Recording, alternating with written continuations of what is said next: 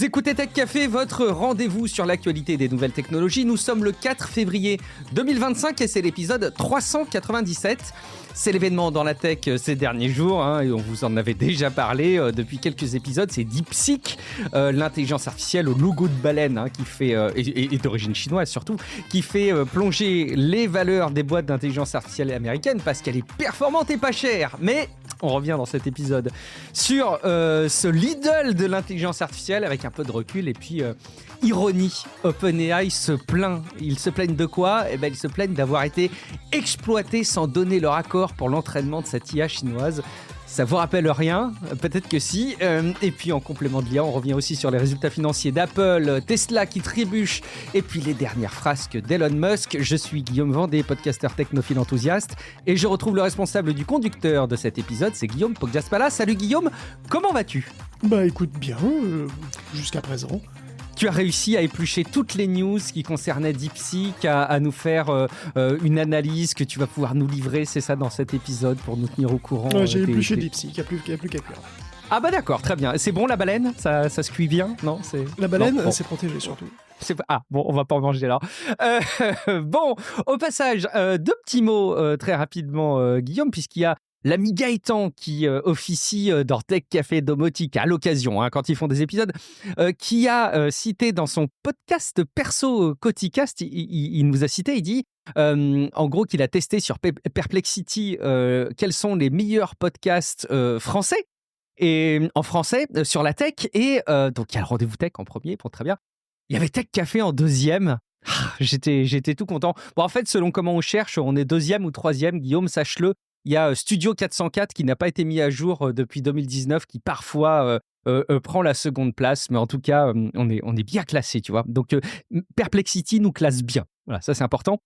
Deuxième chose, est-ce que tu sais qu'en ce moment, je passe un petit peu trop de temps à essayer de configurer des trucs en domotique. Je m'amuse avec Lowtrix. Je ne sais pas si tu sais ce que c'est que Lowtrix. Je ne sais pas si tu connais non plus la métrique.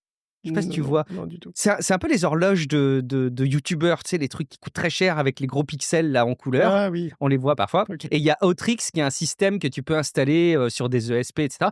Et donc, je configure ce truc. Je passe beaucoup trop de temps en ce moment à essayer de le faire fonctionner avec Home Assistant. Je lui envoie des requêtes MQTT. Donc voilà, je m'amuse en ce moment, je bricole avec ça. Est-ce que tu fais des bricolages en ce moment, informatiques, des explorations, des tests, des trucs comme ça ? Des tests, est-ce que tu as le temps ? Oui, des tests toujours, mais pas comme ça en tout cas. En tout cas, pas sur ça. Non, pas des tests de youtubeurs, de futurs youtubeurs. Oh non, voilà, loin de moi l'idée de vouloir m'en servir pour incarner la hype YouTube. C'est juste que je voudrais dire à mon fils qu'à 19h, il faut qu'il vienne mettre la table. Tu vois, c'est beaucoup plus pragmatique. Il faudrait qu'il ait ça dans sa chambre. Bon, on verra si j'y arrive. Merci beaucoup à Cédric, Frédéric Léger, à Romain Leclerc qui est derrière ActuTech sur Reddit et le podcast Tech10. Merci à Franck B, Kataï, Yann Paulmier, Armand Delesser et Mathieu Voirin qui foulent le tapis rouge de l'accueil des nouveaux soutiens Patreon de Tech Café depuis la semaine dernière. Vous pouvez faire comme eux parce que si vous écoutez Tech Café, si vous l'aimez, que vous voulez en profiter davantage, je peux vous inviter à vous abonner dès maintenant sur patreon.com/techcafé. En devenant abonné, vous accédez à un flux exclusif qui vous permet d'écouter Tech Café sans aucune publicité directement dans votre application de podcast habituelle. Et puis, vous avez également des contenus exclusifs comme par exemple les petits éditos que j'ai commencé à diffuser en début de semaine sur mes coulisses de créateur de contenu. J'ai commencé il n'y a pas très longtemps, c'est un format un peu newsletter, donc ça arrive automatiquement comme les messages Patreon. Puis j'y livre des choses un petit peu plus personnelles, mais aussi et surtout en soutenant Tech Café sur Patreon, vous assurez que Tech Café continuera d'exister longtemps et vous accompagnera dans le futur, alors que vous soyez un pro des nouvelles techno ou passionné. C'est une veille qualitative et sourcée, on l'espère, pour suivre l'actualité tech tout en passant un bon moment, alors que ce soit pendant vos projets, vos trajets, vos bricolages, en faisant du sport ou du ménage. Tech Café vous les rendra ces moments plus agréables. Lancez votre navigateur patreon.com/techcafé. Guillaume, on a des avis sur Apple Podcast qui sont arrivés. Alors, un des derniers a été laissé par, ça va faire bizarre de le dire, Appelle-moi Q. C-U-L, Appelle-moi Q. Donc voilà, je ne sais pas si je devrais mettre un petit avertissement sur cet épisode, Appelle-moi Q, qui a dit découvert par hasard, excellent podcast. J'ai passé de bons moments à écouter ces différentes interventions. Je m'abonne. Merci beaucoup à toi, Appelle-moi Q, d'avoir laissé cet avis. Je pense que cette personne n'a pas découvert ce podcast par hasard, ou en tout cas pas totalement. Je pense qu'elle a découvert ce podcast en se rendant compte qu'il y avait des centaines d'avis positifs sur les apps de podcast. Et donc, du coup, c'est un cercle vertueux. Parce que plus il y a de personnes qui évaluent positivement le podcast, plus il y a des personnes qui l'écoutent, plus il y a des personnes qui l'écoutent, plus il y a d'avis. C'est la recette miracle pour conquérir le monde. Donc, vous aussi, prenez part à cet édifice incroyable de la notoriété de Tech Café sur les apps de podcast en déposant votre propre avis. Et puis, on vous invite aussi à commenter sur techcafé.fr dans les articles qui accompagnent la parution des épisodes. Et sur Discord, où on a aussi d'autres discussions diverses et variées. On parle évidemment de tech, mais pas que. Et le lien est dans les notes de l'épisode, techcafé.fr/Discord. Et justement, Guillaume, je sais que soit toi, soit un robot, soit un stagiaire, je ne sais pas, scroll sur Discord pour aller identifier les remarques les plus pertinentes depuis l'épisode hebdomadaire de la semaine dernière. À chaque fois, toutes les semaines, tu te prêtes à cet exercice. Là, il y a 2 personnes qui ont retenu ton attention. Oui. Il y a Max Silve qui a déposé plein de messages d'ailleurs. Il parle de plein de choses. Qu'est-ce qui a attiré ton attention là-dedans? Oui, bah alors, du coup, j'ai pas lu, forcément, manifestement. Mais c'est vrai qu'il a réagi à la news du dernier supplément en ligne en disant que lui, il utilise toujours des Blu-ray réinscriptibles pour stocker des jeux qui ne rentrent plus sur son SSD. Et donc, ça existe encore, et qu'il se rassure, Steven Caron l'a confirmé, d'ailleurs, Verbatim fait toujours des Blu-ray, même si Sony arrête la production, comme on le disait. Je sais pas si c'est vraiment compétitif aujourd'hui avec un disque externe de 2 ou 4 téraoctets, que c'est pas méga cher en ce moment, mais bon, pourquoi pas. C'est toujours un moyen de faire des sauvegardes, c'est important de faire des sauvegardes. Et Puis donc, c'est pas pratique, je trouve, par rapport à NAS, moi. bah, c'est pas pratique, effectivement, c'est moins pratique, j'imagine, mais bon. Juste un clin d'œil à Grémy aussi, qui nous a raconté son aventure pour récupérer des vidéos sur mini-DV. Alors moi, je profite toujours du prétexte d'avoir accédé à des vieilles données pour acheter du matos d'époque, parce que c'est marrant. La dernière fois que j'ai eu des disquettes à lire, bon, c'était il y a quelques années de ça, j'ai pas hésité à racheter un portable Pentium d'époque. Alors oui, Ah, bien quand sûr, même. évidemment, j'aurais pu acheter avec USB, je suis au courant que ça existe, mais ça aurait été beaucoup moins fun. Car le saviez-vous, les cartes Compact Flash sont compatibles IDE, et donc moyennant un convertisseur PCMCIA Compact Flash, Windows Ouais. 95 les reconnaît comme des disques durs, et donc transférer des fichiers à travers les âges devient alors très facile. Oh, c'est beau, ça ressemble à une forme d'archéologie comme ça, de traducteur à travers le temps. Très bien, eh ben, ça me laisse imaginer, voilà, à quoi tu occupes tes journées. Moi, c'est pour configurer Autrix avec Home Assistant, toi, c'est ça. Merci beaucoup, Guillaume. Merci à vous de réagir. C'est important pour nous d'avoir ces interactions avec vous pour continuer à nourrir Tech Café et à prendre connaissance de vos réactions. Sans autre forme de procès, il faut qu'on en parle, c'était obligatoire. C'est ce que tu m'as dit, je crois, par message il y a une semaine, Guillaume, juste après notre enregistrement. Il y a quelques jours, en tout cas, tu disais on va pas passer à côté, il va falloir qu'on continue à parler de DeepSeek. Et oui, ça a ponctué l'actualité tech depuis quelques jours. À chaque fois, des nouvelles infos qui arrivent. Ils ont jeté un pavé dans la mare à défaut d'une baleine, c'est ça? C'était la semaine de la baleine, et qu'est-ce que tu veux? Jusqu'à présent, c'était du sel de table. Désormais, tout le monde connaît le logo de DeepSeek. Ta mamie te demande comment utiliser DeepSeek. DeepSeek, c'est la star des App Store. C'est aussi un escroc, c'est aussi un ennemi, c'est aussi une campagne de manipulation de masse, c'est aussi une IA de propagande, c'est aussi des voleurs de données. C'est le signe annonciateur du déclin de l'Occident, c'est une trompette de l'apocalypse. J'exagère vraiment à peine, parce que on en a vraiment beaucoup parlé de toutes les manières possibles cette semaine. Alors les auditeurs de Tech Café, les assidus connaissent ce nom depuis une bonne année, et du jour au lendemain, ce qui est marrant, c'est que c'est devenu une star planétaire. C'est plus juste un truc de geek. DeepSeek en est le premier surpris, je pense d'ailleurs, ils ont été victimes de leur succès avec pas mal de soucis de connexion. Alors sur les infos chinois, ils ont même eu une attaque DDoS, une attaque des déni de service, peut-être des patriotes américains qui attaquent la menace chinoise, je sais pas. En tout cas, gros point problématique pour l'orgueil des Américains, évidemment, c'est l'efficacité de DeepSeek. Et plein d'articles ont été écrits pour dire que les 5 ou 6 millions ne correspondent pas au vrai prix du modèle prodige. Et d'ailleurs, c'est vrai, les Chinois n'ont même jamais dit le contraire. Parce que c'est dans l'article de DeepSeek V3, comme on l'a mentionné en supplément, qui dit que l'entraînement du modèle V3 et pas R1. Ce modèle V3, le modèle d'origine, a coûté 700 $. On ne sait pas combien a coûté l'entraînement de la star actuelle, qui est donc R1, mais de même, on ne sait pas non plus combien ils ont de GPU en tout, et quel est le prix d'achat de tous ces GPU, et voilà. Donc tout ça, c'est pas inclus. C'est pas le prix de tout, c'est juste le prix de l'entraînement, du temps de calcul, quoi. Alors c'est bien évident, je pense, que cette somme, du coup, représente qu'une petite fraction du budget complet de DeepSeek. Il n'empêche qu'ils ont très bien optimisé leur code d'entraînement, ils sont allés jusqu'à programmer leur carte en PTX. Alors le PTX, c'est pas tout à fait de l'assembleur, mais c'est un langage de très bas niveau, c'est quasiment de l'assembleur des cartes graphiques, quoi. Donc c'est du plus bas niveau que CUDA, ça nécessite une maîtrise du logiciel qui est absolument remarquable et beaucoup, beaucoup de travail. Et ça aussi, ça a coûté de l'argent. Et l'argent, vous connaissez les Américains, il y a que ça qui les intéresse. Alors évidemment, Semi-Analysis a fait une étude là-dessus, qui est assez intéressante, pour avoir une vue d'ensemble, parce que oui, ça arrange les Chinois aussi, bien sûr, de faire croire que des génies de chez eux ont révolutionné le monde de l'IA dans leur garage. Mais c'est faux, et sans minimiser leur performance, hein, il faut bien se rendre compte que DeepSeek n'est pas un micro-projet à la marge, c'est aussi... voilà, il faut rester, voilà, disons, équilibré, quoi. Alors, DeepSeek, ils ont quand même des moyens. Alors, on l'a dit en supplément, DeepSeek, c'est un fonds d'investissement qui s'est lancé il y a 2 ans, avec comme idée d'utiliser l'IA sur les marchés financiers. Du coup, ils ont acheté des GPU pour se faire leur propre data center, pour ça. En 2021, donc avant les restrictions de Biden, ils ont acheté 10 000 à 100, et ils ont continué à se procurer autant qu'ils pouvaient des cartes graphiques, des GPU. Donc ils ont mentionné dans l'article de V3, là, de DeepSeek V3, ils ont mentionné des H800 dans le papier de DeepSeek, c'est comme ça, qu'ils ont fait apparemment, donc c'est cohérent, hein, c'est des puces de génération suivante, mais par rapport aux H100, ce sont des puces un petit peu castrées. Castrées surtout au niveau du réseau d'ailleurs, hein, ce qui explique aussi les efforts assez colossaux de programmation sur ce point qu'on a détaillé. Semi-Analysis a fait des analyses, hein, c'est leur boulot après tout, et donc au moment où je parle, DeepSeek aurait dans les 60 000 GPU, tout modèle confondu. Donc des plus anciennes, les A100, aux H800, et même quelques H100 ont récupéré, on ne sait pas trop comment d'ailleurs. Tout ce beau monde représenterait quand même dans les 500 millions de dollars au bas mot pour un joli petit data center. Et après, il y a des coûts de fonctionnement de tout ce bordel, hein, c'est pas vraiment un truc qui rentre dans le sous-sol de chez mamie, quoi. Hein. Tout cela dit, ça reste quand même assez modeste, hein, si on compare ça au data center de Microsoft ou Meta, hein, évidemment. Eux, ils auraient dans les 150 employés. Là, ils recrutent à tour de bras avec des gros salaires, des grosses flexibilités, et puis 10 000 GPU pour faire mumuse, hein, ça se refuse pas. Ils recrutent directement des doctorants, les meilleurs des universités, et puis ils sont forts, hein, c'est évident. Hein, et malgré leur taille modeste, ils vont rivaliser quand même là, avec OpenAI et Meta pour des prix dérisoires, puisque c'est quand même 27 cents du méga token chez DeepSeek V3 contre 2,5 $ pour GPT-4o. À ce prix-là, on imagine qu'ils sont pas rentables d'ailleurs, hein, et que le but c'est de croître le plus vite possible. Et bon, vu la couverture médiatique, ça marche hein, pour le moment.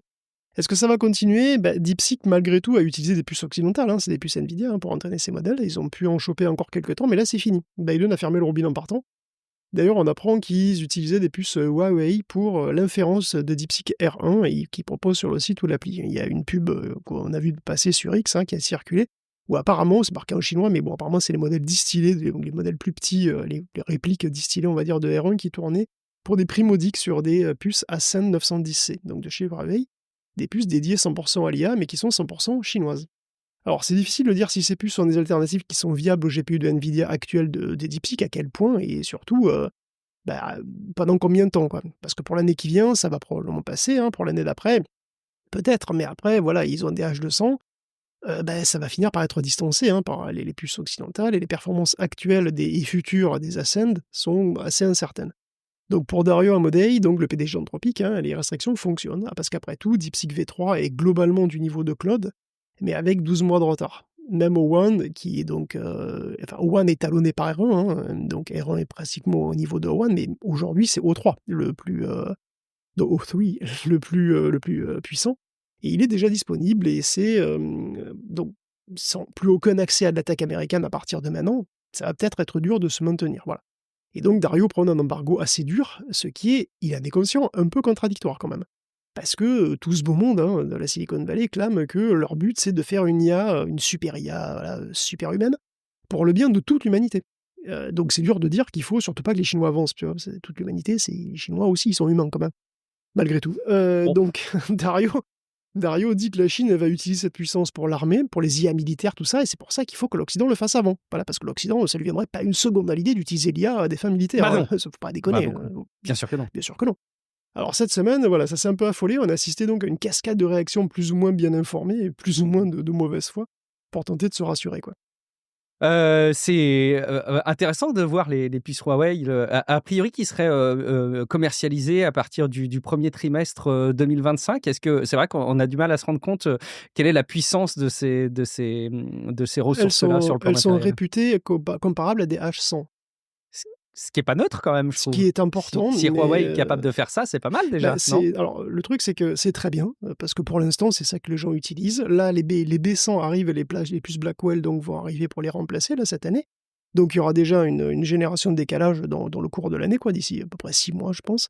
Et après, par contre, c'est toute la question parce que, probablement Nvidia va continuer à faire des puces toujours plus puissantes, Huawei, il va être un petit peu limité, si tu veux, par les capacités de construction, les capacités de fabrication des Chinois qui, sont pas exactement au même niveau, voire carrément pas au même niveau a priori, hein, que celles des occidentaux. Donc c'est aussi, une question pour l'avenir, quoi.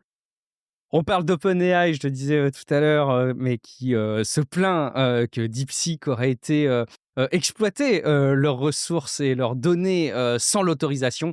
C'est quand même un comble, Guillaume, qu'OpenAI puisse se plaindre de ça. En tout cas, ça motive les créateurs de contenu, les détenteurs de l'information aussi à prendre part à cet édifice de la défense des contenus. Essayer de, en gros, je vais le dire, je vais être un peu vulgaire, mais faire chier ces boîtes d'IA quand elles viennent récupérer notre donnée, c'est ça?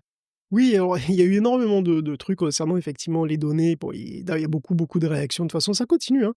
Il y a même un Mmh. sénateur républicain qui s'appelle Josh Hawley, là, qui a un projet de loi qui punirait de prison, hein, tout import-export de produits IA vers la Chine. De la Chine ou vers la Chine. Un truc complètement lunaire d'ailleurs qui punirait de 20 ans de prison quiconque téléchargerait DeepSeek. En gros, ça passera jamais. Enfin, si ça passe un jour, c'est extrêmement grave. Bon, je pense qu'on est très loin. Il y Mais a c'est tellement vrai des que choses qu'on n'imaginait pas passer, qui sont oui, c'est pas passées faux. quand même, qu'on bon, Oui, c'est pas on sait faux, plus. c'est pas faux. C'est peut-être même assez inquiétant, mais bon. Plus marrant, la palme peut-être de la mauvaise foi via Sam Altman, hein. Il y a tous ceux qui Ah oui. disent que DeepSeek a volé les données d'OpenAI. Alors pas les sets de données, parce que de toute façon personne n'y a accès. Mais DeepSeek aurait utilisé les sorties de ChatGPT pour entraîner ses modèles. Alors j'ai un scoop, hein, pour OpenAI, ça fait 2 ans que tout le monde le fait. Et 90% des datasets sur Hugging Face, pour fine-tuner les IA de roleplay et autres, hein, contiennent des données synthétiques qui sont créées par ChatGPT, quoi. Cohen Mmh. se prend même parfois pour ChatGPT, comme un paquet d'autres d'ailleurs. OpenAI ne peut pas l'ignorer. Enfin bon, là, ça passe à la télé, alors du coup, c'est du vol, hein. C'est que DeepSeek, les vilains, ils ont généré beaucoup, beaucoup, beaucoup, en fait, on sait pas à quel point, mais bon, ils ont probablement généré beaucoup des textes par ChatGPT, donc ils ont profité des données d'OpenAI, qui lui-même a profité des vôtres, hein, parce que, comme une majorité de médias l'a bien souligné, quand même, c'est OpenAI qui pense que subitement le copyright, c'est important, hein. Lui qui est accusé par le New York Times, entre autres, hein, d'avoir siphonné les siennes, et qui, comme tous les autres, hein, se sert allègrement sur LibGenesis et chope tous les bouquins pirates possibles. Donc le voir pleurer parce que les productions de GPT servent en concurrence, c'est un peu marrant quand même. Alors bien sûr, sur Fox News, selon le AI Tsar, cette technique de distillation serait bien mesquine, et peut-être même une raison d'interdire le modèle. Donc lui aussi, il parle d'interdire le modèle. C'est un modèle qui, je rappelle, est un open source. Mais bon, bref. Alors rien n'est fait, hein, mais voilà, c'est un truc qui est dans l'air, c'est spécial. Alors je précise quand même que d'ailleurs, c'est pas vraiment une distillation pour moi. C'est juste un fine-tuning, hein, parce qu'on n'a pas accès aux productions brutes du LLM. OpenAI, personne n'a les productions brutes, hein, donc on Mmh utilise mh. les textes créés par ChatGPT. Mais si tu utilises les textes créés par ChatGPT, c'est pas vraiment une distillation. On entraîne juste un Mmh. modèle sur les textes d'un autre. Une Mmh mh. distillation, c'est quand tu prends un gros modèle professeur et un petit modèle étudiant, quoi, et tu forces la distribution de probabilité du petit à coller à celle du gros. Et donc, ce sont les outputs complets des deux modèles qui doivent se correspondre, et pas les mots, mais des probabilités sur tous les mots à chaque fois, en fait, sur tous les vecteurs résultats, pas juste sur les mots, il n'y a pas d'échantillonnage, quoi. Parce que sinon, tu perds de l'information, du coup, c'est pas efficace. Mais bon, de toute façon, c'est un détail. Toujours est-il que ça fait beaucoup rigoler et qu'on voit, enfin, toute cette histoire de données volées, quoi. Et on voit apparaître, comme tu disais, ouais, des actes de résistance, on va dire de rébellion de la part des créateurs YouTube, par exemple, hein, et de certains administrateurs de sites web. Donc sur YouTube, il y a une créatrice qui utilise de manière très créative les fichiers de sous-titres, hein, pour ruiner complètement les transcriptions de ses vidéos.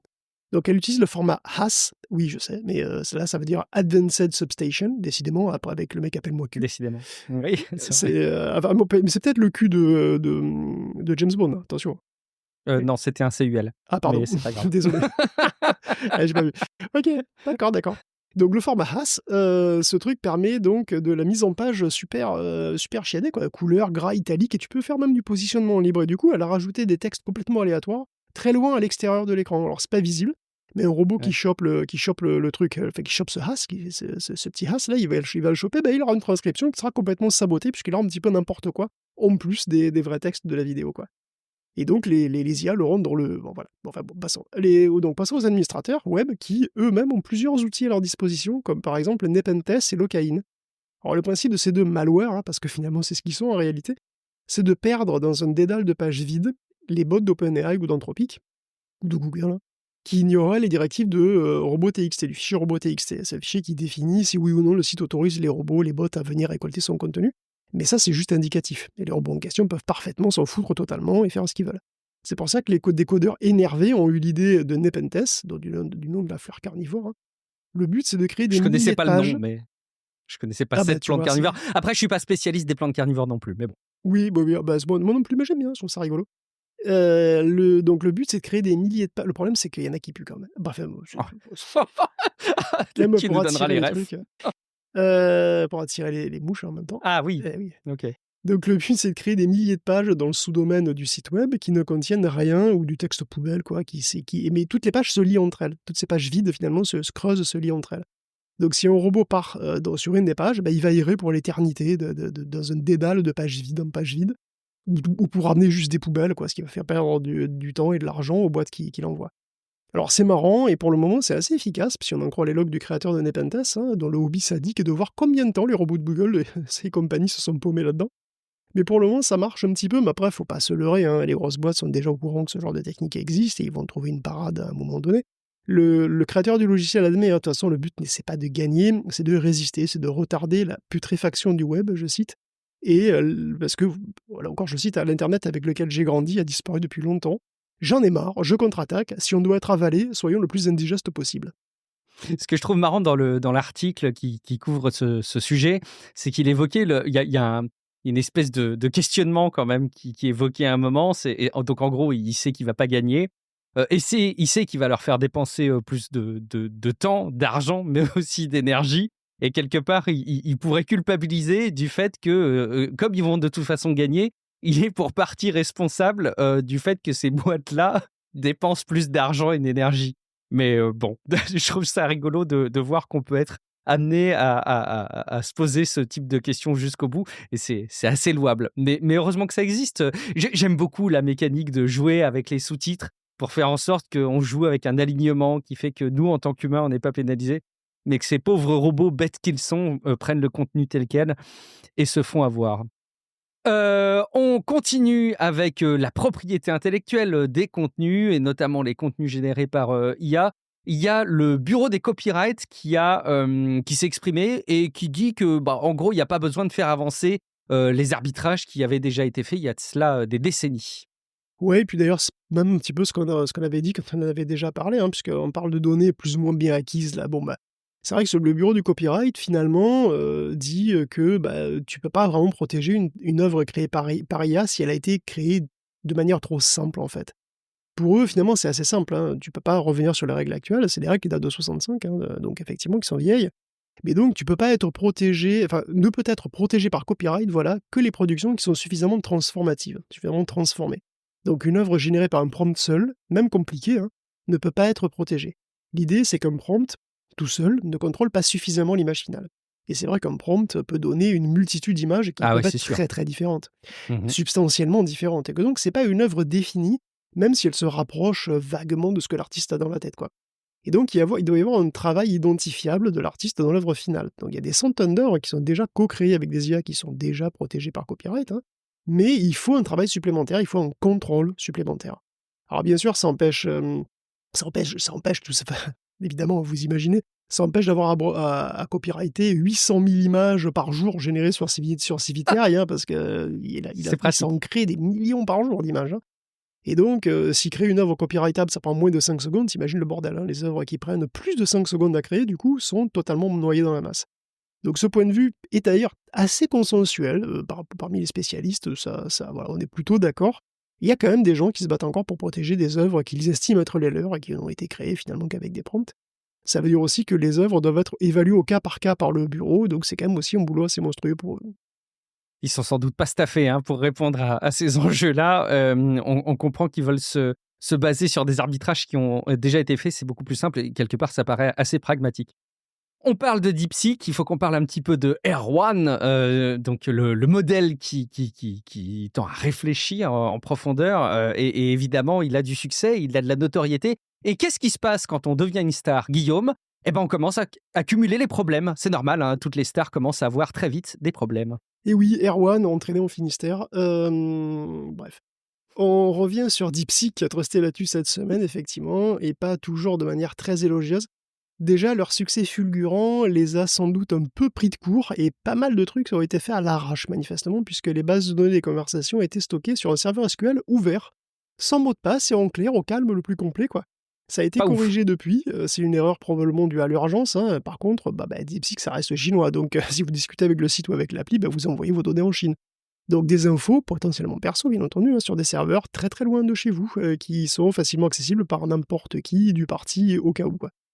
C'est un risque évidemment que ne veulent pas courir la plupart des départements américains, hein. Le Congrès, la Navy, le Pentagone, la NASA ont tous bloqué l'accès à DeepSeek.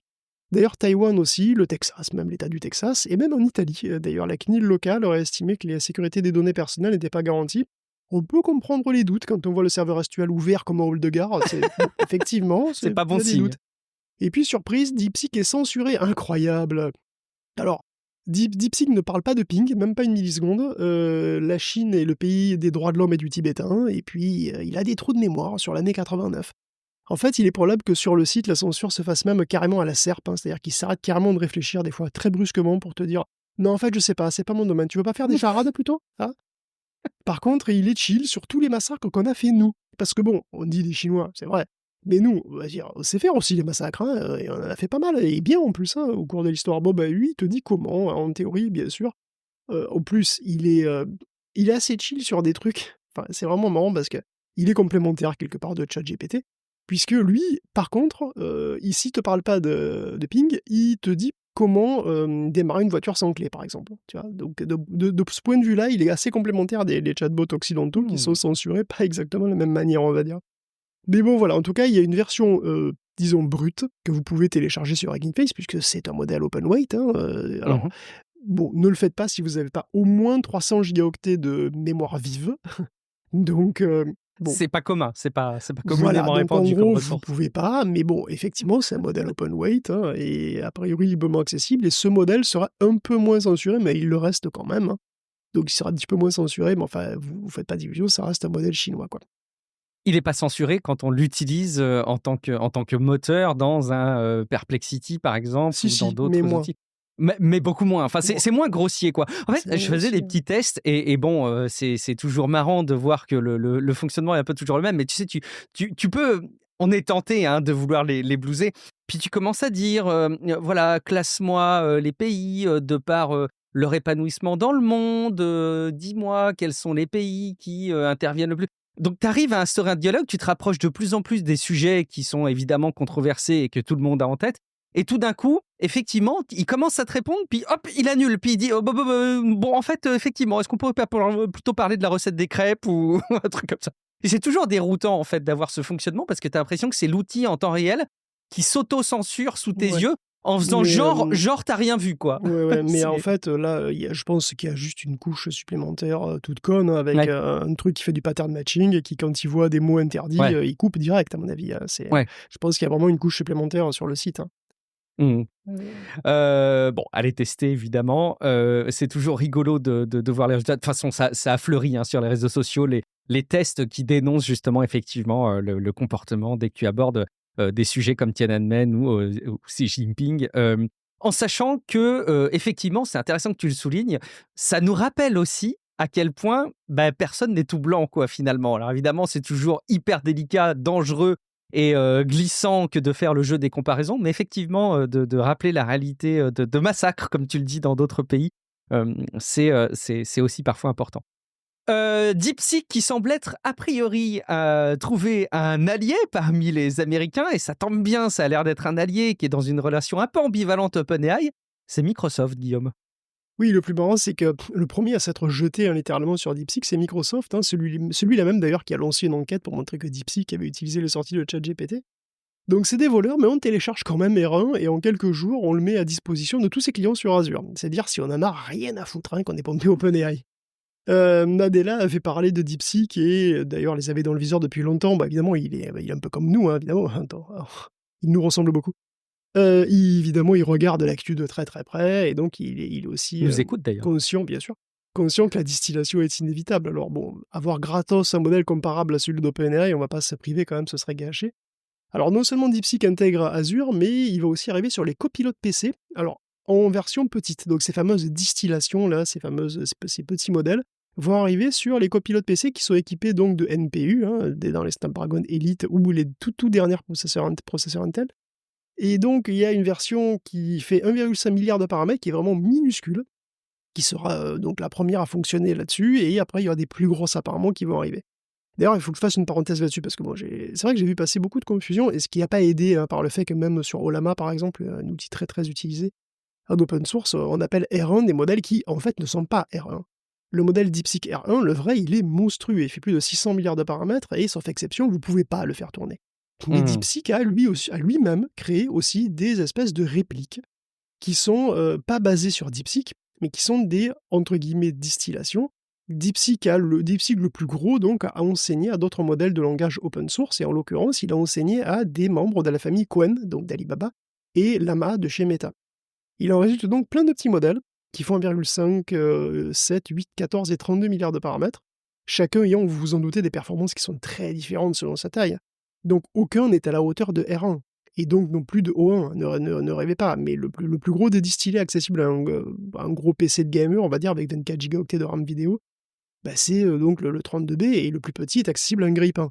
Ces performances, évidemment, sont un peu misérables, mais vous pouvez avoir, pour la première fois de l'histoire, un grille-pain qui réfléchit quand même, et ça, c'est fort. C'est génial.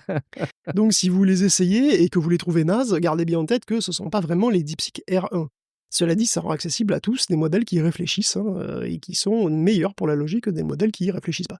Si vous les testez vous-même, il faudra d'ailleurs veiller aussi aux réglages. C'est des modèles qui ont besoin de grandes fenêtres de contexte, parce que sinon ils risquent d'oublier leur propre réflexion d'il y a quelques temps. Voilà, c'est Alzheimer. suffisamment de mémoire, quoi. Et puis, il faut aussi, ils ont parfois des températures favorites, donc voilà, ni trop bas, ni trop haut. Si par contre vous voulez essayer le gros truc, effectivement, il y a Perplexity ou Hugging Face par exemple, ou même OpenRouter, qui peuvent vous permettre de l'essayer plus ou moins gratuitement. D'ailleurs, les chercheurs de Hugging Face se sont lancé le défi de recréer un modèle R1, mais complètement open source, puisque on a le rapport, on a le code aussi. Bon, on n'a pas les données, mais donc il faut des données, et puis comme tout sera accessible, si jamais on arrive à faire Open R1, tout sera accessible, ce sera peut-être le début de la démocratisation complète des IA de ce type. On attend ça avec impatience. En attendant, c'est la panique, Guillaume, j'ai l'impression, enfin en tout cas c'est le rythme habituel des sorties des intelligences artificielles qui continuent, avec OpenAI qui annonce que vous n'avez encore rien vu et que vous allez voir ce que vous allez voir.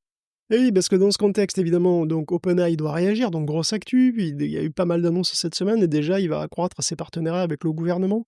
Les laboratoires nationaux vont bénéficier des derniers modèles d'OpenAI, donc il y a 15 000 scientifiques qui vont avoir accès à O1 et ses copains. Entre autres, donc à Los Alamos, à Lawrence Livermore, à Sandia. C'est Microsoft qui va effectivement déployer tout ça. C'est une collaboration qui ouvrira bien sûr une nouvelle ère d'innovation scientifique dans les domaines de l'énergie, de la physique et du nucléaire, de la sécurité nucléaire, en tout cas pour l'instant. OpenAI est devenu le chouchou, donc auparavant l'administration de Biden avait déjà accès à ces modèles en avant-première, mais c'était pour vérifier leur innocuité, leur sécurité. Là, on s'en fout. Voilà, les modèles, ils arrivent, et puis des modèles comme O3 en particulier, c'est vrai qu'ils pourraient se révéler quand même utiles pour la recherche, donc. Alors, surtout qu'ils continuent d'évoluer. Alors, je parle de O3, parce que O3 n'était, il y a encore 2 semaines, qu'un modèle en preview, donc quasi expérimental. Mais bon, DeepSeek oblige, O3 Mini vient remplacer O1, O1 dans l'offre OpenAI. Alors, O3 Mini peut réfléchir plus ou moins longtemps. En fait, il a 3 options, low, medium et high, et en fonction de ça, il peut se révéler meilleur que O1 Mini, ou même meilleur que O1 tout court. Il est plus léger aussi d'ailleurs, un peu plus rapide, et ce qui en fait une très bonne option, même pour les domaines de prédilection avec lesquels on utilisait O1, qui sont les sciences, les maths, la logique, voilà, le code principalement. Parce que pour le reste, GPT-4o est bien suffisant et beaucoup moins bavard. Mais c'est pas tout. OpenAI vient aussi d'annoncer donc Deep Research, voilà, la recherche profonde, uniquement réservée aux abonnés pro par contre. Donc Deep Research, c'est vraiment intéressant, c'est quand même la version agent de O3 en quelque sorte. Alors ça reste un chatbot qui réfléchit, voilà, pendant potentiellement très longtemps. Mais O3, c'est un chatbot qui n'a pas d'autonomie, qu'il n'a pas vraiment d'autonomie, quoi. Là, ça reste un chatbot que tu discutes en texte, et puis voilà. Deep Research, lui, c'est une version customisée de O3 qui peut utiliser des outils, et qui peut utiliser globalement les mêmes outils que nous, c'est-à-dire qu'il peut aller sur Internet, et il peut exécuter du code pour faire des calculs, vérifier des hypothèses, traiter des données, tout ce que vous voulez. Et il est aussi entraîné à planifier des actions, à les accomplir, à analyser les résultats, s'adapter en fonction de ça. Donc on est un petit peu entre les agents qui utilisent ton PC et le chatbot standard, quoi. Et dans la démo, bon, alors le premier exemple, c'est de faire un rapport, voilà, par exemple, sur le pourcentage de gens qui apprennent une langue sur iOS et Android, l'évolution sur 10 ans, les données classées par PIB pour chaque pays. Enfin bon, en gros, un prompt chiant pour créer un rapport sur une étude de marché sérieuse, voilà, pour lancer un produit innovant, tout ça, un truc d'école de commerce. Hein. Alors le chatbot va commencer par te donner par te demander en fait encore plus de précision. Souvent, il te pose des questions. Et puis après, il va se lancer et bosser pendant un petit moment, mais potentiellement beaucoup, hein, 10, 20, 30 minutes, des heures éventuellement. Alors déjà, c'est O3, donc rien que pour fournir une réponse à un truc, ça peut prendre des minutes, hein, mais là, il va décider sur quel site aller, récolter des données, analyser, synthétiser, se poser des milliards de questions dans l'intervalle, aller sur d'autres sites s'il décide qu'il n'y a pas assez d'infos, etc. Et donc, vous pouvez même avoir de ces nouvelles via un panneau latéral que tu peux ouvrir et sur lequel tu peux constater qu'il est toujours vivant malgré tout. Et au bout, potentiellement... Allô? Il y a quelqu'un? C'est Oui, ça. je suis là, je suis là. Et bon, au bout d'un bon moment, tu obtiens une réponse très détaillée avec tout ce que tu as demandé. Et ben voilà, ton boulot de rapporteur est fait. Donc pour 200 balles par mois, tu peux avoir droit à 100 requêtes donc de recherche profonde. Il y en a À qui, mort les assistants parlementaires. il y en a qui vont être contents chez McKinsey. Mais attention, les premiers tests montrent qu'il y a encore des erreurs. Hein. Les hallucinations Ah, restent un mince. problème. C'est rare, mais ça arrive. Il faut donc tout Aïe. vérifier minutieusement si on est vraiment consciencieux. DeepSeek R1 a aussi une option de recherche sur Internet d'ailleurs, hein, qui n'est pas mauvaise, qui est un cran au-dessous de celle de O3. Google a une fonction qui est un peu analogue, mais qui est aussi un cran au-dessous. Pour le moment, voilà, bon, ils ne sont pas non plus d'ailleurs à l'abri des hallucinations. Dernier point intéressant, cette version spécifique de O3 obtient un score remarquable au dernier examen de l'humanité. Parce que voilà, vous savez pas, il y a de nouveaux benchmarks qui...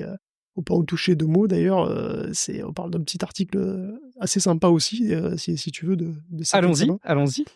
Oui, parce que le souci qu'on a avec les IA modernes, c'est qu'elles saturent les tests de performance qu'on a très très vite. À l'époque, à une époque, un test comme, je sais pas, le GSM 8K là, pour les maths, ou MMLU, c'était suffisant pour classer les aptitudes des modèles. Mais aujourd'hui, même de mini machins qui tournent sur ton portable ne fait qu'une bouchée du GSM 8K. C'est vraiment... Donc on en invente sans cesse de nouveaux, des tests, qui soient faisables pour des humains, mais qui soient très difficiles pour les IA. Mhm. Donc on avait parlé du Frontier Math, spécifiquement pour les mathématiques très avancées. Ben là, il y en a un autre là, qui fait le buzz, qui s'appelle très pompeusement The Humanity Last Exam, le dernier examen de l'humanité. Un nom franchement J'adore le nom. très très mal choisi, hein, puisque Oh non, c'est moi un truc qui j'adore. va pas rester très longtemps, le dernier examen de Oui. l'humanité. Enfin, en tout cas, Il est pas pertinent, mais il est génial. Ou alors Enfin, d'un point de vue il est très bon. Tu vois. l'apocalypse nougat. Bah ouais, Mais c'est ça. c'est un test qui est beaucoup plus éclectique. Hein. Les sujets sont très diversifiés et souvent obscurs. Ça peut être des questions compliquées de zoologie, d'écologie, de littérature classique. Comment s'appellent les plantes carnivores Oh oui, on va voir ça.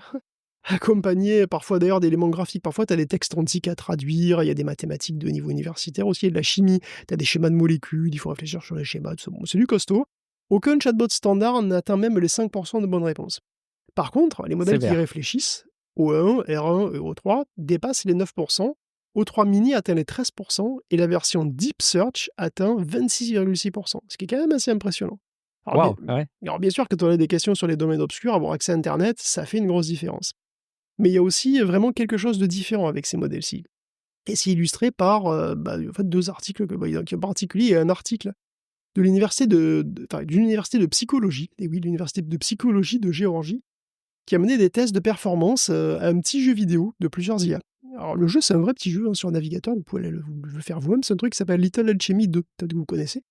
Vous avez des éléments sur la droite de l'écran, donc des éléments comme, je sais pas, la terre, l'eau, le feu, etc. Au début, vous avez que ça, vous n'avez que les éléments de base, et puis vous pouvez les combiner pour en faire de nouveaux. Genre, la terre plus l'eau, ça fait de la boue. Voilà. Puis après, vous combinez les trucs comme ça, c'est un jeu d'exploration combinatoire, si vous voulez. Et c'est aidé un petit peu par l'intuition, bien entendu. Et donc, ils ont fait jouer à ce petit jeu, ils ont fait jouer donc des IA. Donc, ils ont fait jouer le gros lama de Meta, ils ont fait jouer GPT-4o et O1, voilà. Et puis, ils ont aussi fait jouer des humains. Et les humains, ils ont fait dans les tests 500 tests chacun, à peu près en moyenne. Et du coup, ils ont demandé au LLM de faire à peu près 500 tests aussi. Alors, les humains ont en moyenne découvert 42 éléments nouveaux. Le petit lama, seulement 9, le gros lama, 25, et GPT-4o, 35. Par contre, O1 en a découvert 177, soit nettement plus que l'humain moyen. Ah bah alors. En général, les LLM de base réfléchissent trop vite et ils ne cherchent pas à maximiser le potentiel de leur choix à long terme. Les chercheurs font aussi divers tests avec diverses températures, ils essaient d'analyser où l'incertitude est gérée par le LLM et comment elle est gérée. Ils constatent que les LLM sont bien moins créatifs, qui recherchent beaucoup moins dans l'espace des possibles. et que leurs choix sont arrêtés très tôt, dans les couches même des transformers, ils sont moins efficaces pour ce jeu que les humains. Alors que O1, à l'inverse, O1, lui, maximise l'ouverture des potentialités, il favorise toujours les éléments prometteurs. Il travaille à long terme, il possède une tendance à l'exploration des possibles qui est même supérieure à celle des humains. Et il y a un autre article d'ailleurs qui va dans ce sens, c'est un article du Allen Institute qui propose une batterie de tests aussi qu'il appelle Zebra Logic, qui est un ensemble de puzzles de logique. En fait, il y a des contextes différents, puis vous avez en gros des entités, des relations, de manière abstraite, vous avez des entités, des relations variables de toutes sortes entre les entités, de manière logique, vous avez des schémas comme ça d'implication les unes aux autres, et puis dans ce contexte-là, vous pouvez en fabriquer, en fait, ce genre de puzzle, vous pouvez en fabriquer autant que vous voulez, quoi, et puis surtout de la complexité que vous voulez, il suffit d'augmenter le nombre de relations, et voilà, de la taille des entités, etc. Enfin, le nombre d'entités, etc. Donc Zebra Logic, c'est pas compliqué, mais bon, en gros, il faut connecter les points, quoi, tu vois, il faut le faire. Et parfois, c'est long et fastidieux, alors comment réussissent les chatbots? Et bien là aussi, on a une différence nette entre les chatbots qui réfléchissent et ceux qui réfléchissent pas. Tous les chatbots standards, de type Llama, quoi, ont des performances qui descendent très très vite avec la complexité des questions. C'est genre comme 1 sur x, voire 1 sur x au carré, quoi. Voilà, ça arrive vraiment... Au début, c'est assez très haut, puis dès qu'on commence un peu à augmenter la taille du modèle, ça descend très très rapidement.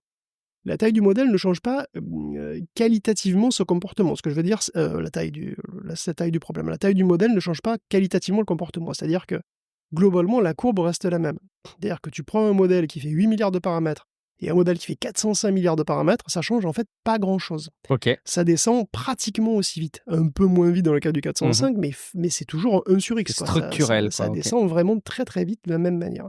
Par contre, les modèles qui réfléchissent, eux, voient leur performance décroître beaucoup, beaucoup plus lentement. C'est même presque linéaire pour O1. C'est comme si vous avez une ligne qui baisse comme ça doucement. Ça baisse aussi, alors évidemment, les performances baissent avec la complexité des questions, mais qualitativement, c'est pas la même courbe. On a quasiment une droite pour O1 qui descend un peu assez doucement comme ça, alors que vous avez une courbe du genre 1 sur x quoi, pour tous les autres, et donc la différence est quand même vraiment frappante. Dans un cas, ça s'effondre et dans l'autre, ça diminue, quoi. Enfin, c'est ça, c'est exactement ça. Alors d'où vient ce comportement si différent? J'allais te poser la question. Justement, probablement de la manière dont ils sont créés, ces trucs. C'est-à-dire que dans une certaine mesure, ils sont la 3e génération de modèles, puisqu'à la base, vous avez les LLM, c'est-à-dire les modèles de langage, les grands modèles de langage, et ce sont des autocomplete. On l'a déjà expliqué plein de fois. L'objectif d'un LLM, c'est-à-dire ce sur quoi il a été entraîné, son objectif, c'est donc l'objectif d'un modèle fondation, comme on les appelle maintenant, c'est d'avoir les probabilités du prochain mot. Et c'est tout. Donc, ça complète. Donc ce sont des modèles linguistiques.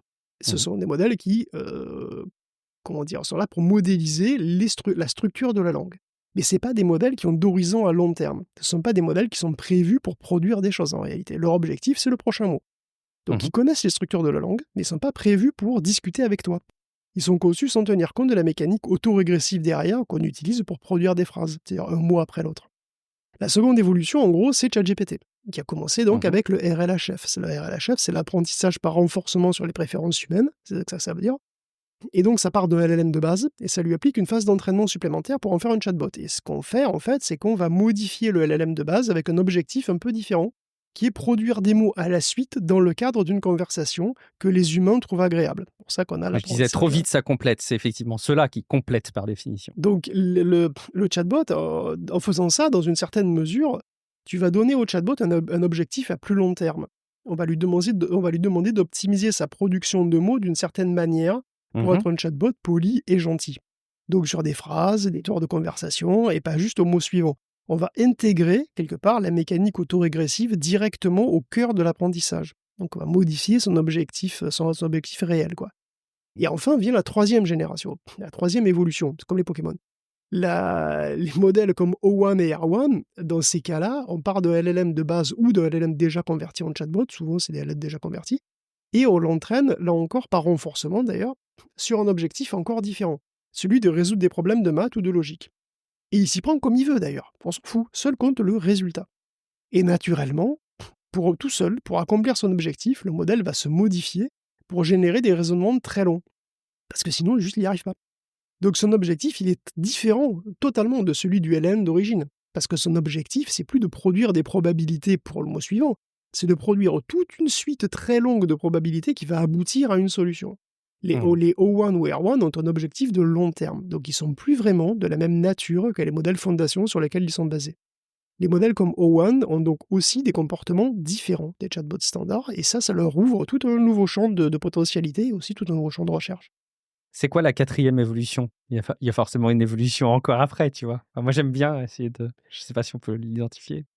Là, ah bah, écoute, il y a plein de pistes. En réalité, il y a plein de choses qu'on peut faire pour, et d'ailleurs, on en a parlé même ici même. On a les pistes du multimodal les pistes multimodales, tout Mmh. simplement, c'est-à-dire leur donner la capacité de penser Effectivement.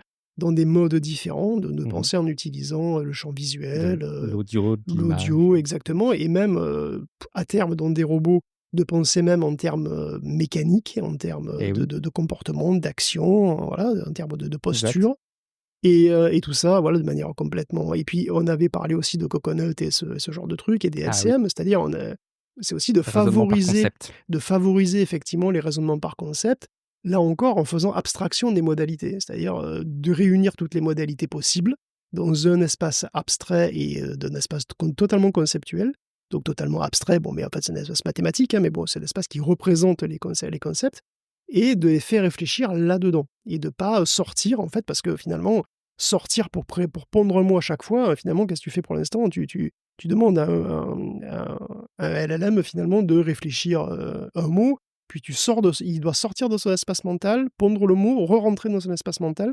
C'est pas forcément le plus optimal, et il est probable qu'on s'oriente vers des trucs un petit peu mieux adaptés, pour le futur. Bon, ça pose des questions là, je te demande quelle est la prochaine génération, quelles sont les prochaines évolutions. On est en train de décortiquer un petit peu comment ça évolue. Enfin, il y a quand même un problème qui revient assez vite, en commun à chaque fois quand on parle de ces évolutions-là, c'est les mises à l'échelle et surtout quand on considère l'énergie, nécessaire, évidemment les impacts que ça peut avoir, sur la planète, Guillaume. Oui, bah, c'est vrai que c'est excitant, hein, je veux dire, des modèles qui réfléchissent, c'est vraiment impressionnant, C'est hein, ouf. Mmh. et on vit une époque incroyable. Scientifiquement, tout ça est très excitant. Le souci, c'est que mon PC peut mettre 3 minutes à réfléchir sur un problème, moi j'en teste actuellement, hein, je teste des petits distillats de R1 OK. sur mes machines, et donc c'est vrai que c'est très, très impressionnant de voir un truc réfléchir 2 minutes sur un problème et ne pas tomber forcément dans certains pièges, mais bon, c'est utile, c'est efficace, mais tout ça, c'est pas gratuit, hein, C'est quoi, excuse-moi, c'est quoi les pièges que tu peux avoir en tête, auxquels tu dois soumettre, j'imagine, tes cobayes? Eh ben, en fait, là, à côté, hein, juste anecdotiquement, Ouais, je teste les problèmes du dataset MathTrap dont on avait parlé, OK. il y a quelque temps sur Tech Café. C'est des petits problèmes de maths niveau lycée, première année de fac, quoi, qui a rien de foufou, mais ils ont un petit twist, ils sont modifiés pour ne pas être possibles à résoudre. En gros, ils sont piégés. Alors bien sûr, les modèles de base, surtout les problèmes de base, mon petit R1 là, que je fais tourner sur ma machine, en fait, il résout tous les problèmes sans aucune difficulté. Pour les OK. questions pièges, par contre, il a du mal. Il sent qu'il y a un problème, et c'est presque mignon, hein. Ah! Il se perd en raisonnement et boucle en essayant à toute force de trouver une solution, tu vois? Mais il comprend qu'il y a un problème, il comprend que ça marche pas, mais il boucle comme ça, il sait pas trop. Et en général, il se perd. Par contre, si tu lui dis, magnanime, que certains problèmes peuvent être mal posés ou ne pas avoir de solution, là, pas toujours, mais régulièrement, il va effectivement raisonner, réfléchir très, très, très fort, et il va, de temps en temps, régulièrement même, finir son raisonnement et te dire: «Non, ça cloche, c'est pas possible». Tu vois? Et c'est impressionnant de voir littéralement mon PC, enfin un de mes PC réfléchir sur un truc quoi, se casser la tête et finir par me dire OK. que ma question est pourrie, et puis c'est tout. Et c'est bon, donc c'est vraiment super intéressant, tu vois? Mais effectivement, ça Ouais. consomme de l'énergie. Ouais. Et en fait, nos bons vieux chatbots, d'avant, la réflexion là, mais ils consommaient déjà de l'énergie, beaucoup. Il y a un rapport de Capgemini qui estime que les IA génératifs consomment entre 25 et 4 600 fois plus d'énergie que les algos de la génération d'avant, pour faire simple. Alors, c'est un écart très, très, très important, 25 et 4 600 quand même, hein. Et ça, c'est parce qu'il y a aussi énormément de cas d'usage. Alors, si on va un petit peu dans les détails, un tout petit LLM sur un serveur avec des NVIDIA A100 est estimé consommer 0,93 Wh par inférence. Ici, c'est une moyenne sur un tour de conversation pour un chatbot, en gros. Donc, c'est-à-dire que c'est une moyenne de 126 tokens en entrée, de 208 tokens en sortie. Et c'est déjà plus qu'un algo de reconnaissance de forme, hein, par exemple, hein, qui, lui, se situe aux alentours de 0,025 Wh par image, alors que pour un tour de conversation, on est sur un tout petit modèle, hein, déjà à 0,093 Wh. Mais le problème, alors il y a d'autres algos aussi qui comparent, les algos de linguistique, par exemple, qui consomment encore 10 fois moins.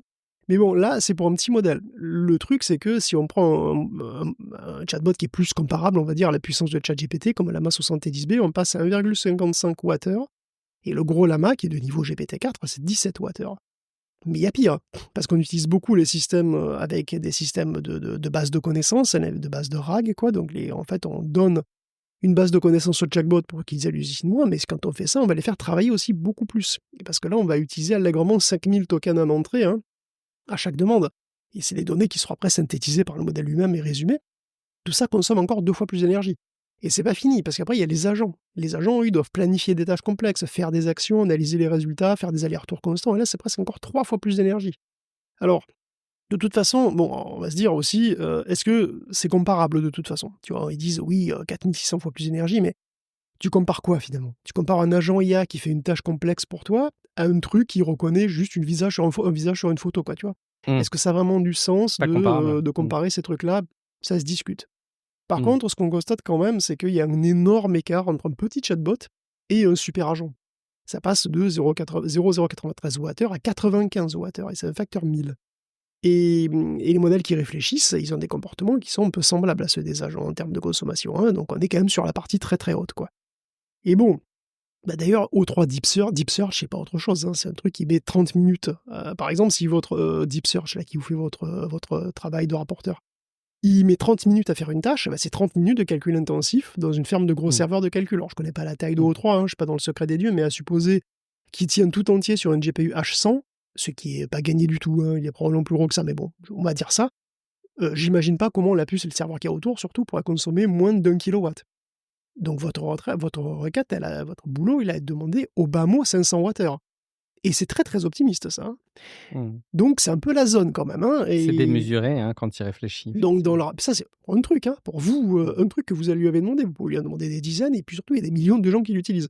Donc dans le rapport, il y a divers scénarios pour l'évolution de la consommation électrique et l'impact CO2. Il y a aussi, alors, il part d'une espèce de grosse boîte moyenne, une sorte, voilà, de boîte prototype. Et donc une boîte comme ça qui utiliserait les nouveaux outils, à fond, combien est-ce qu'elle consommerait de plus? Alors l'avenir est très flou, il peut se passer plein de choses, économiquement comme technologiquement, mais bon, si on prend un scénario intermédiaire, la projection, c'est une multiplication par 7 de la consommation électrique, par 6 de l'eau et par 5 de l'impact carbone. Après, il y aura peut-être des ruptures technologiques, DeepSeek a été entraîné avec une pression de 8 bits, par exemple, ce qui est 2 fois plus économe que ce qu'on faisait avant. L'inférence aussi se fait sur 8 bits, de plus en plus souvent. Bon, on n'a pas le temps de rentrer dans plus de détails, mais les GPU Blackwell sont optimisés pour l'inférence en 4 bits par poids, et un article d'ailleurs de Microsoft Asia qui montre que, moyennant quelques ajustements, on peut même entraîner des modèles 4 bits en 4 bits, presque tout le long, ce qui, voilà, donc ça économise énormément de calcul et de mémoire, parce qu'avant, il n'y a pas si longtemps que ça, GPT-3 et GPT-4 étaient entraînés en 16 bits quand même. Bon, reste qu'en termes énergétiques, pour l'instant, les performances étonnantes des modèles de réflexion, c'est à la fois une bonne et une mauvaise nouvelle, du coup. À suivre, un enjeu, vous le savez, qui est récurrent dans nos épisodes et dans Tech Café, dans les chroniques de Guillaume Poggiaspala et dans la surveillance qu'on fait. On aime bien attirer votre attention, évidemment, sur ces sujets-là, qui sont quand même des questions sur lesquelles on n'a pas l'impression, on n'a pas l'impression que les spécialistes se posent cette question-là. On a l'impression qu'on Si, si, on avance. L'impression que ça donne, c'est qu'on avance très très vite, très très vite. Il faut ça. qu'on aille très très vite. Et après, on se posera la question de comment on adapte tout ça à la réalité de la consommation énergétique. Mais Mmh. bon. Un autre sujet IA pour terminer cette rubrique, qui a fait les gros titres, les choux gras comme on dit, c'est le français Mistral qui a publié un nouveau modèle open source, Guillaume. Oui, on va conclure cette section avec des nouvelles de notre Mistral national, qui a libéré un nouveau venu, le Mistral Small 3, que vous pouvez dès aujourd'hui télécharger et utiliser avec vos outils favoris. C'est un modèle de taille intermédiaire. Alors, il n'est pas vraiment utilisable sur une patate, quoique si vous avez 16 Go de RAM, tout est possible, mais il sera lent. Mais c'est un truc qui est très confortable à utiliser sur une machine avec 16 Go de mémoire vidéo, et il sera rapide, par exemple, avec un PC équipé d'une 4060 Ti, par exemple, avec 16 Go. Et pour ce prix, il sera supérieur à GPT 3.5. C'est un truc qui parle très bien français. C'est une bonne mise à jour. Ça a essayé, pour une fois qu'on a une IA européenne qui est vraiment crédible, complètement open weight, et il est, oui, vraiment beaucoup meilleur que Lucia, vous inquiétez pas. Il est aussi beaucoup plus gros et beaucoup mieux entraîné. Vous pouvez le tester, vous nous ferez vos retours sur le serveur Discord de Tech Café, tiens. On enchaîne, Guillaume, effectivement, avec une rubrique où on doit parler des choses essentielles dans Tech Café, à savoir de l'argent et d'Elon Musk. Souvent, ça va avec Guillaume. On commence avec des résultats pour Apple. Oui, c'est la saison des résultats financiers, alors on se fait plaisir, on prend le pouls des grosses boîtes, en cette fin de trimestre et Apple va Ah, bien vont mal, hein. ah Ouh oui, là là, oui, oh qu'est-ce là qu'elles là. vont mal. Non, Apple, ça va, elle a un frais, elle a l'œil vif, hein, les ventes ont monté de 4%, ce qui est presque décevant et elles ont même baissé en Chine de 11%. Alors il semble que l'iPhone se soit mieux vendu dans les pays où Apple Intelligence était dispo, preuve que l'IA, Ah! comme argument Tiens, marketing en tout cas, est efficace. ça marche. On peut aussi le voir comme un argument complètement inverse d'ailleurs et dire qu'il n'y a plus que ça pour vendre des appareils qui se ressemblent comme deux gouttes d'eau d'une année sur l'autre. Alors c'est un peu comme vous voulez, vous le prenez comme vous voulez. Mais bon, justement, l'intelligence de ta pomme arrive en mandarin bientôt et aussi en français, entre autres dans iOS 18.4, iOS 18.4 et ça serait pour avril. Préparez-vous. Le secteur du wearable aussi serait en baisse, mais les services par contre ça va fort. Et bon, l'un dans l'autre, Apple a encore fait 36,33 milliards de bénéfices ce trimestre, alors pas de panique, hein. Ouais, on est confiant quand même. Est-ce qu'on est tout aussi ou tout autant confiant pour Tesla, Guillaume? C'est pas tout à fait pareil, hein. Ses services et sa division énergie avec les batteries pour les maisons, tout ça, ça a le vent en poupe. Mais quand même, son cœur de métier, c'est les voitures, hein, n'en déplaise à La Elon, bagnole. hein, qui dit bon, les voitures, ça patine. 8% de chiffre d'affaires en moins, bénéfice net en baisse de 71% à seulement 2,3 milliards. Sur l'Inde, d'ailleurs, les bénéfices nets baissent de 53%, c'est plutôt une mauvaise année, c'est même la pire depuis 2021. Et tout ça s'explique par des baisses de prix sur plein de modèles pour survivre face à la concurrence et par beaucoup de dépenses pour l'IA et la robotique, tout ça, tout ça. Tesla dit d'ailleurs que Elon dit que Tesla, c'est plus une boîte qui fait des voitures, c'est une boîte de robotique maintenant. Ça reste quand même 70% du chiffre 77% du chiffre d'affaires, les voitures, hein, chez Tesla. Alors Tesla annonce une année 2025 faramineuse néanmoins, hein, parce que voilà, l'IA va produire des bénéfices, les services vont exploser, les ventes sur les voitures vont monter de 60%. Pourquoi? Je sais pas.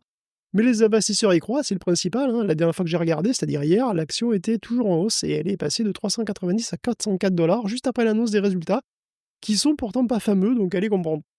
Musk a par ailleurs dû reconnaître avoir été un poil optimiste sur l'autopilote de ces Tesla qui devait pouvoir équiper n'importe quel modèle avec une simple mise à jour logicielle. En fait, non, même les voitures équipées du hardware version 3 ne pourront pas bénéficier de la version qui arrive, hein. La promesse de 2016, elle est morte. Il faudra passer au hardware 4 pour pouvoir utiliser la dernière version du pilote, la même, il semblerait, que celle qui équiperait les futurs taxis de Tesla, qu'on a hâte d'ailleurs de voir à l'œuvre. En attendant, en France, le marché des véhicules électriques n'est pas du tout dominé par Tesla, hein, puisque là, en janvier, il arrive uniquement à la 8e place seulement des ventes avec le premier, c'est Renault, avec une Renault 5, que de souvenirs. Les Comme premières quoi. places sont trustées par Renault, Peugeot, Citroën et Dacia. Merci, on continue un petit peu pendant qu'on parle d'Elon Musk. Il voudrait a priori se mettre à la compta, c'est ça, aux États-Unis? Quelques petites nouvelles du Doge, hein, puisqu'on en avait parlé il n'y a pas très longtemps en supplément, puisque cette entité avait été intégrée à l'USDS et apparemment c'était censé devenir une sorte d'organe de consulting tech qui était là pour moderniser l'infrastructure informatique du gouvernement, sauf qu'en fait, non, hein, manifestement non. Déjà, l'USDS n'existe plus, parce que ça fusionne carrément avec le Doge, et manifestement, il va pas s'intéresser qu'à les versions de Windows utilisées sur les PC des fonctionnaires, quoi. En fait, le Doge a même un comportement très déroutant.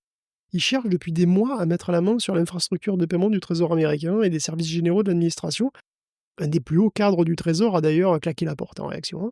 C'est très étonnant parce que le département en question, les accès qu'ils veulent, hein, concernent des fonctions de comptabilité très basiques et très mécaniques.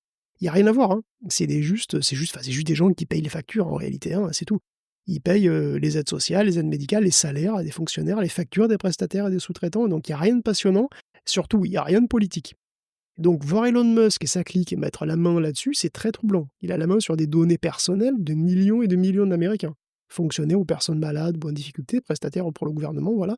Prestataires d'ailleurs, qui pourraient très bien être en concurrence avec une des boîtes de Musk ou des collaborateurs ou des amis de Musk. Je suis parano? Voyons voir. Un des gens qui ont la main dessus désormais, c'est Tom Cruise, qui est PDG d'une boîte cloud qui possède Citrix, entre autres. Conflit d'intérêts? Non, sans doute pas. Mais bon, même au-delà, certains au Congrès s'émeuvent quand même qu'un rouage fondamental du fonctionnement de l'État, qui ne peut ni ne doit être politisé d'une quelconque manière, tombe aux mains d'un grand patron privé, qui a des intérêts très importants d'ailleurs en Chine, et s'est attaqué en justice par une association déjà qui s'appelle le Public Citizen. Alors le feuilleton américain va devenir de plus en plus intéressant, et il y a les nouveaux droits de douane aussi, on ne va pas s'ennuyer. Alors c'est devenu une télénovela à ce niveau-là, hein, parce que si vous n'avez pas suivi, Trump veut imposer, il veut imposer 25% de taxes sur ses principaux alliés commerciaux, c'est-à-dire le Canada et le Mexique. Alors ça a gueulé sec, hein, partout, en particulier au Canada, et les industriels, même et surtout américains, sont vent debout. La bourse d'ailleurs a dévissé à cause de ça. Et du coup, c'est en pause. Apparemment, c'est en pause pendant 30 jours. Donc, qu'est-ce qui va se passer? On ne sait pas trop. Il y aurait des accords vaguement, mais enfin bon, c'est en pause pendant 30 jours, donc c'est toujours sur la table. Tout ça, c'est un outil de pression et de négociation, c'est une incertitude monumentale, c'est extrêmement chiant à suivre comme ActuTech, hein, voilà. Bon, il y a 10% pour la Chine qui sont maintenus par contre d'ailleurs, et c'est évident qu'il va arriver dans notre gueule d'Européens des nouvelles taxes d'ici pas longtemps. Après tout, c'est pour ça hein, que tout ce que la Silicon Valley compte de grands patrons a plié le genou. C'est pour ça que Zuckerberg s'est soumis à toutes les demandes des conservateurs, hein, c'est pour que Trump nous attaque et nous fasse plier sur toutes les réglementations qui l'emmerdent. Va falloir résister, il va falloir faire front. Tous ces sujets politiques, entre guillemets, vont avoir de gros impacts sur l'économie dans le monde entier, sur la tech en particulier, certainement. Et oui, en gros, on dit plus oh, on a merdé. On dit plutôt on suspend 30 jours. Je pense qu'ils se sont rendus compte effectivement que ça allait pénaliser peut-être beaucoup aussi ces frais de douane de 25% avec le Canada et le Mexique. Et on lui a peut-être dit non, mais t'as vu, c'est la merde quand même. Ouais, bon, d'accord, on va suspendre 30 jours.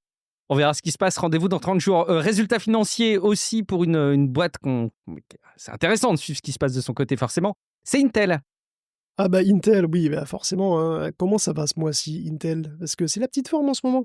Et ça En fait, moyen. j'ai retenu, moi, ces derniers temps, même quand ils vont plutôt bien, c'est quand même la petite forme. C'est ce que je retiens. C'est exactement ça.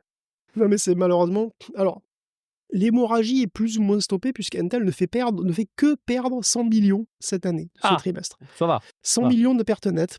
Bon, ok. Alors d'une année sur l'autre, le chiffre d'affaires d'Intel a encore baissé de 6 points quand même, à 13 milliards. Un peu tout est en baisse, sauf le secteur du réseau et du edge computing. Malheureusement, c'est encore trop petit pour sauver les meubles. Hein.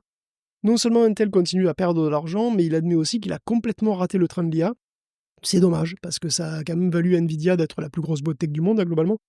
Et c'est en gros ce qui stimule comme jamais les dépenses dans le secteur du calcul. Quoi. Et Intel n'en profite pas, c'est quand même ballot.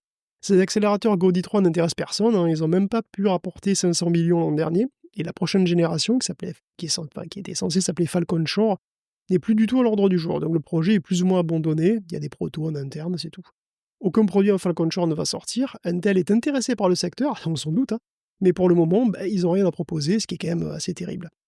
On avait parlé de Falcon Shore et des changements de programme d'ailleurs qu'il avait subis et qui trahissaient d'ailleurs peut-être un petit peu le manque de vision précise chez Intel sur le sujet.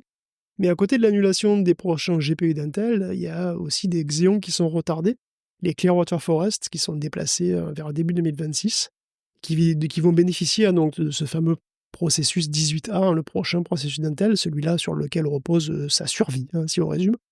Donc ces Xeon sont bourrés d'une multitude de petits cœurs, apparemment moins demandés, hein, et donc du coup, bon, c'est moins, on va dire, moins prioritaire.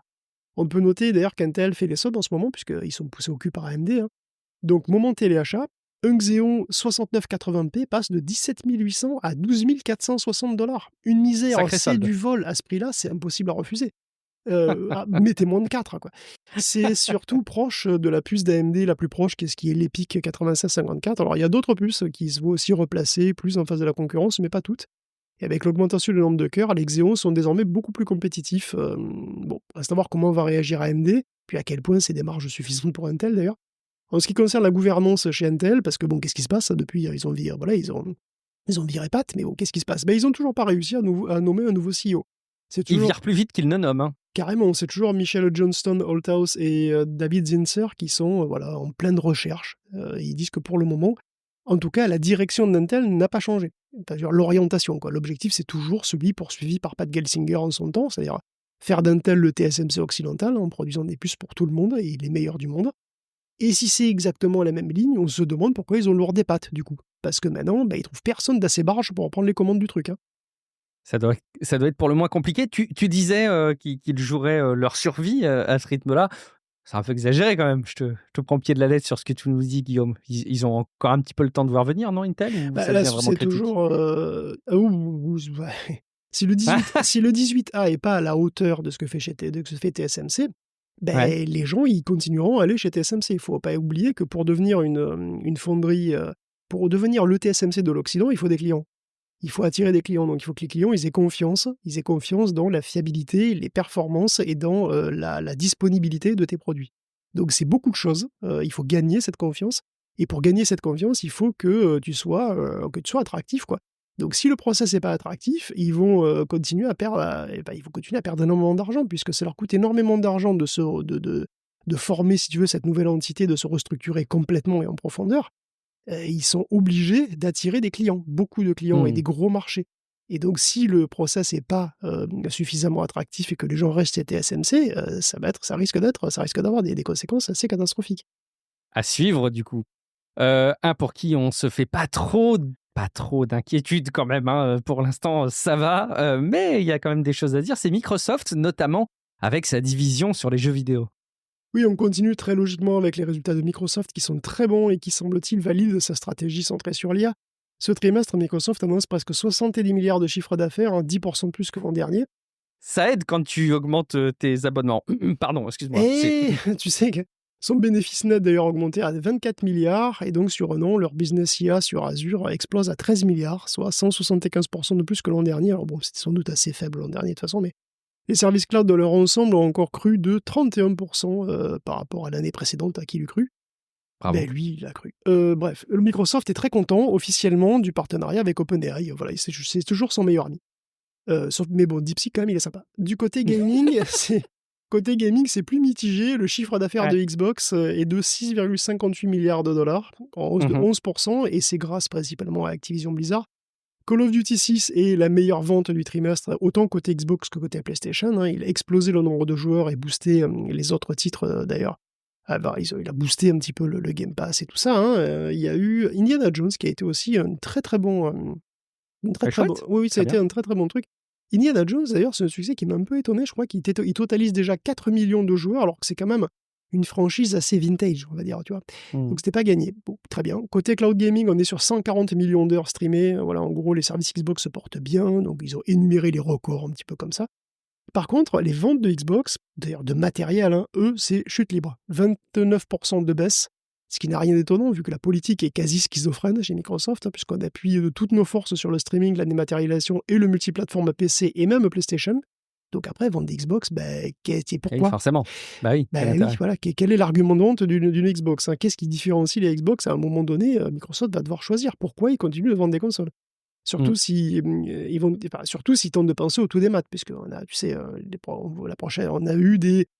Alors, on sait pas, on a eu des fuites sur une prochaine Xbox cylindrique qui n'aurait pas de lecteur de disque, tout ça. Bon. Ça les démange, comme Sony d'ailleurs. Ils ont forcément un projet pour une prochaine génération, après ce qu'ils vont la sortir. Une prochaine génération, tout des maths, parce que les consoles tout des maths, ça les démange, clairement, Sony aussi. La PS5 Pro, elle est des maths, et puis les lecteurs de disques, ils sont très très rares. En réalité, tu n'arrives pas à en acheter. Donc elle est concrètement, elle est quasiment une console dématérialisée, quoi. Donc j'ai hâte de savoir ce qu'ils vont préparer pour la prochaine Xbox, s'il y en a une, de voir quel chemin sera pris. S'ils décident de se différencier sur le hardware, ils pourraient redonner, si tu veux, une raison d'acheter des Xbox, mais le problème c'est que s'ils ont un hardware qui est différenciant, c'est presque une quadrature du cercle. Si tu te différencies trop côté hardware, si tu essaies de faire une Nintendo, globalement, tu vas casser l'universalité de l'accès, qui semble être au cœur de la politique Xbox en ce moment. Donc j'ai pas trop d'illusions. C'est compliqué, on n'a pas envie d'être à leur place, on sera juste observateur. Vu le pognon oui, alors sur ce côté-là, oui, effectivement, mais pas à la place du... si, remarque, lui aussi. Bon, allez, ok, tu veux qu'on parle de jeux vidéo ? Tu veux vraiment qu'on parle de jeux vidéo ? Continuons à parler de jeux vidéo et terminons cet épisode avec cette rubrique complément autour du jeu vidéo et justement un petit retour avec la dernière carte graphique de Nvidia, la 5080, qui envoie du lourd. Guillaume, tu l'as conseillé à tout le monde, c'est ça ? Qui envoie du modérément lourd. La semaine dernière, on relayait le test de la 5090. Alors, je vous résume le test si vous ne l'avez pas vu. C'était moins bon. Et donc, cette semaine, on passe au test de la 5080, dont je vous spoil la conclusion immédiatement, et qui est « on s'en fout ».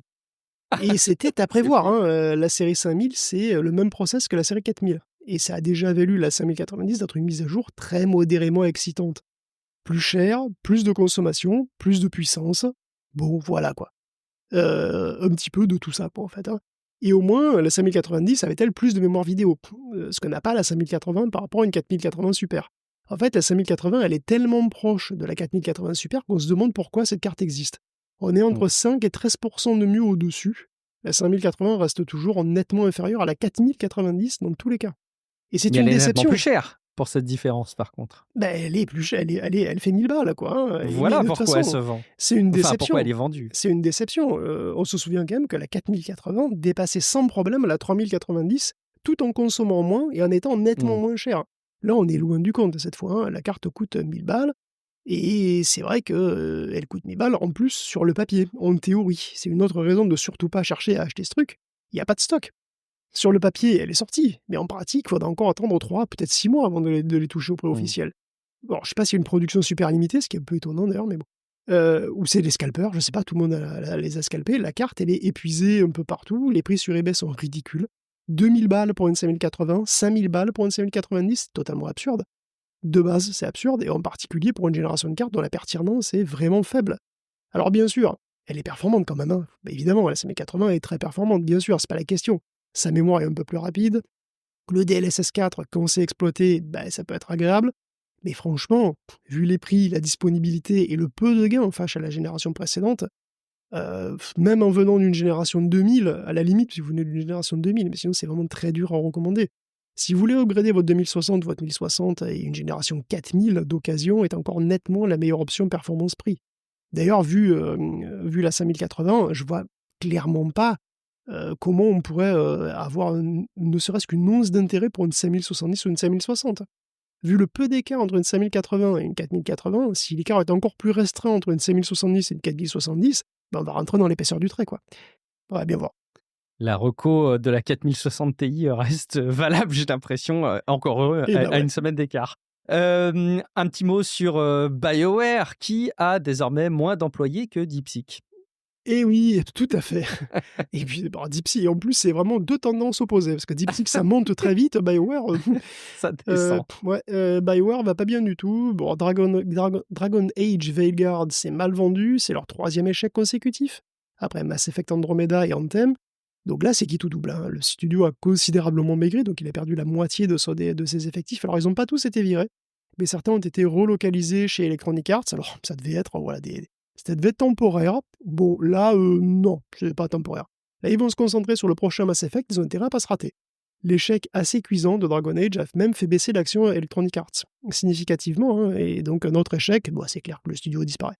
BioWare est donc très focus sur le prochain épisode du space opéra favori des petits et des grands, et il compte sur des vétérans, alors des gens qui étaient là dès la première trilogie, et même sur le légendaire KOTOR, hein, pour faire reprendre un petit peu la mayonnaise, quoi. Va falloir attendre par contre, hein, parce que la bande-annonce de Mass Effect 4 date d'il y a 4 ans, comme Mass Effect 4.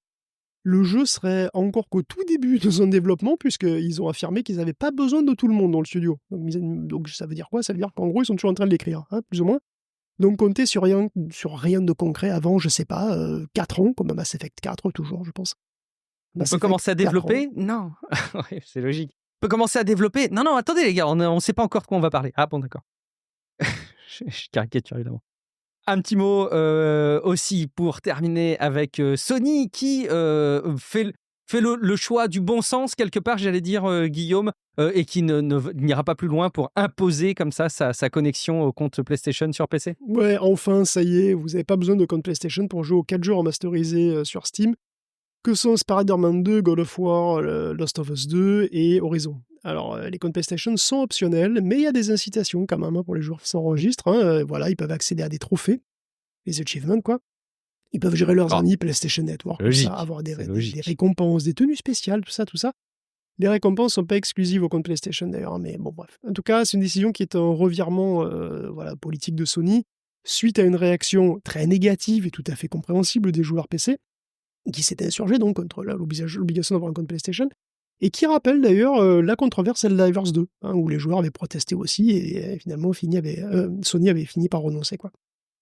Merci beaucoup Guillaume pour cette compilation des essentiels de l'actu, des nouvelles technologies de cette semaine.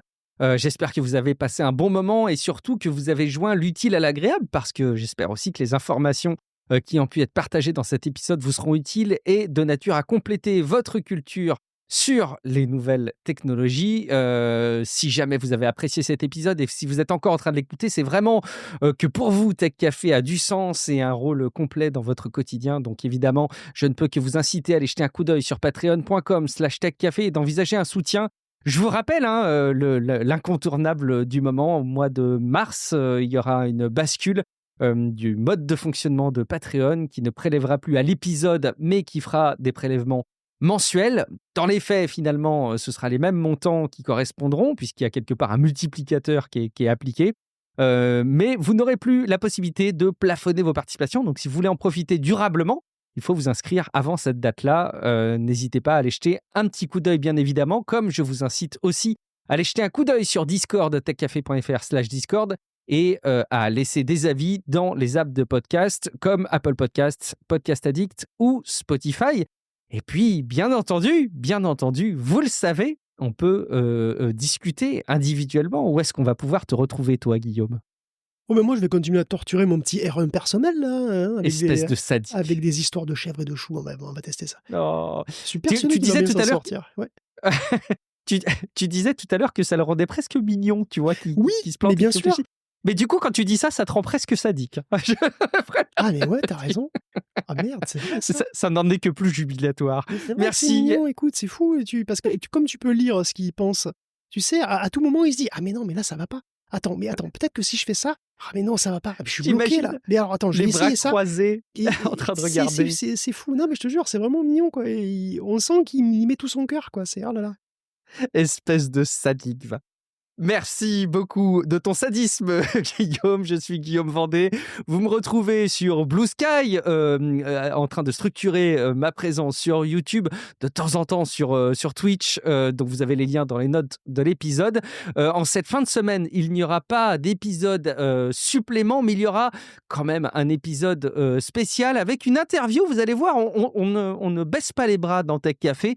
Et on se confronte à nos convictions les plus profondes. Et j'ai fait une assez chouette interview, je dirais, d'une personne avec qui on a parlé de crypto-monnaie. Donc, vous allez voir qu'on remet sur le devant de la table ces sujets-là. Je vous laisserai écouter et réagir, bien évidemment, et me partager votre sentiment avec cette interview. Merci beaucoup, en tout cas, pour votre fidélité. Je vous donne rendez-vous dans une semaine pour un prochain épisode de Tech Café. Ciao à toutes et à tous. Ciao à tous.